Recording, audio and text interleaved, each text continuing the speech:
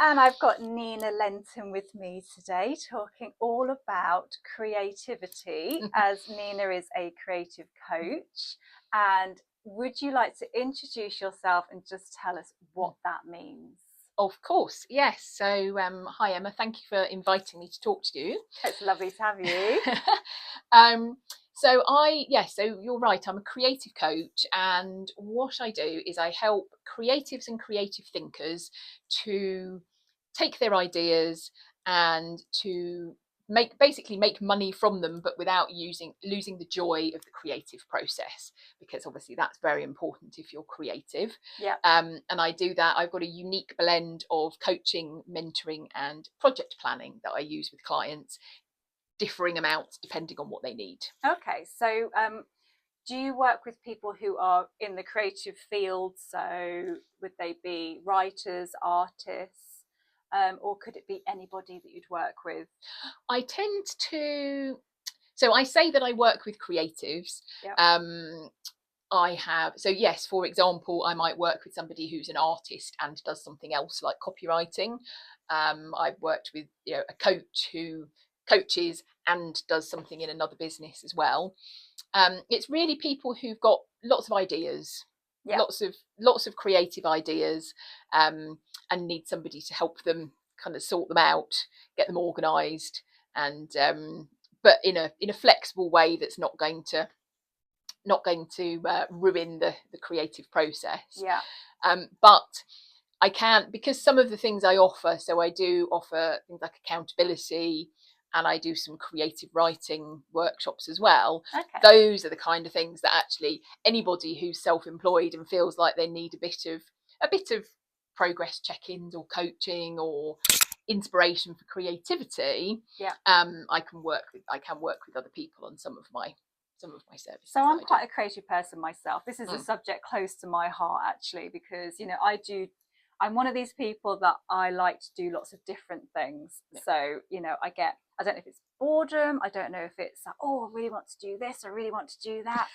And I can get to a point where I'll be doing one thing and then I'll be thinking about something else, and then I might not even finish that one thing.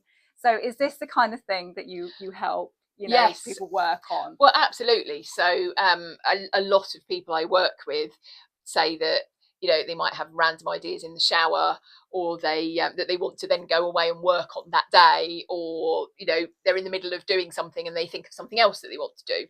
So actually some of what I do is help them figure out where to put those ideas so that they don't lose them, but so that they can still come back to them later. Yeah. Because a lot of it is about just understanding how your own creative process works, and how you can make the most of it, and how you can just introduce a little bit of planning and structure that doesn't restrict you, but that helps you actually get things done. Yeah. So there's lots of different ways. And then the one thing that you just said was, and that is one thing that I always tend to do, is that I will go and have a break. So it could be a toilet break, because I've been I'm sitting there milling out some content and I just need some headspace, or go walk away and I'll get an idea. Yeah. Or in the shower.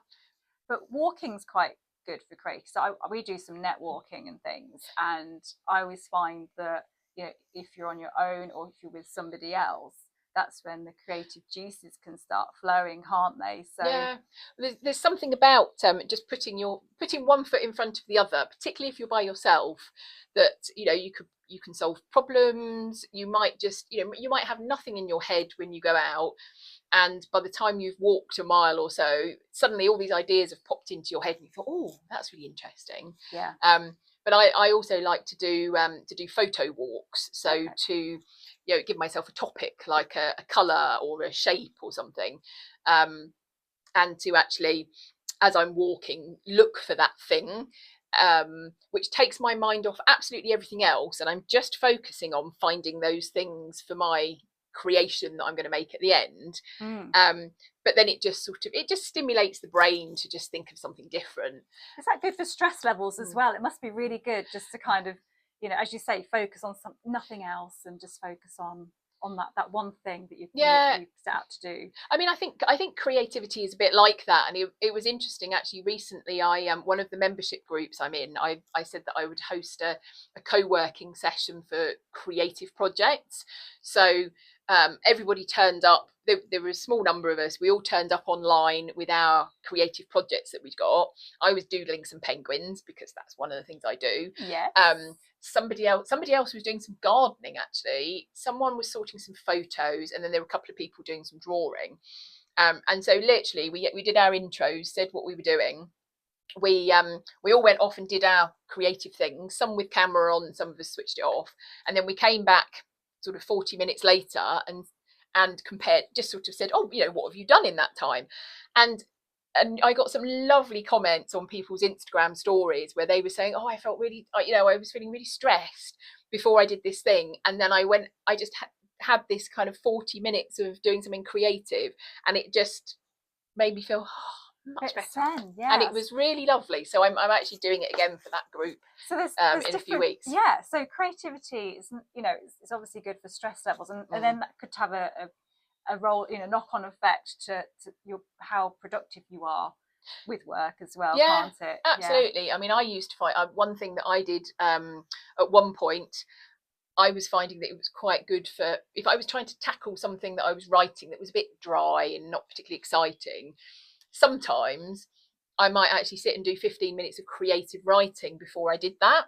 Yeah. I was doing a different kind of work at that point, so I was literally trying to find that 15 minutes to sort of maximize my time. But I found it actually really worked really well if I just sort of sat down, did that 15 minutes of creative writing, and then suddenly this other task that I had to tackle didn't seem quite so awful because I sort of felt a bit creative, and that's really good. Nice. So there's lots of uses then, isn't there, to doing all the creative stuff. Yeah. And then if you work with somebody who's doesn't believe that they are a creative, but do you find that actually you can bring that out of them?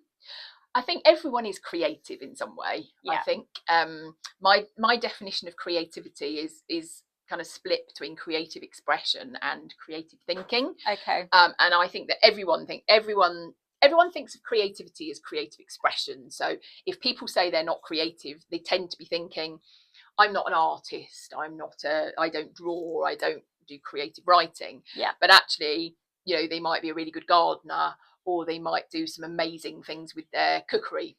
Right. So they might have that side of things, but actually within creative thinking, everybody contributes to a creative process. It's just that sometimes it's not always obvious. Sometimes it's different bits of connecting dots or putting things together or supporting the people involved in that creation. Right. Rather than the traditional somebody who's got all the ideas or somebody who's doing the actual creative thing.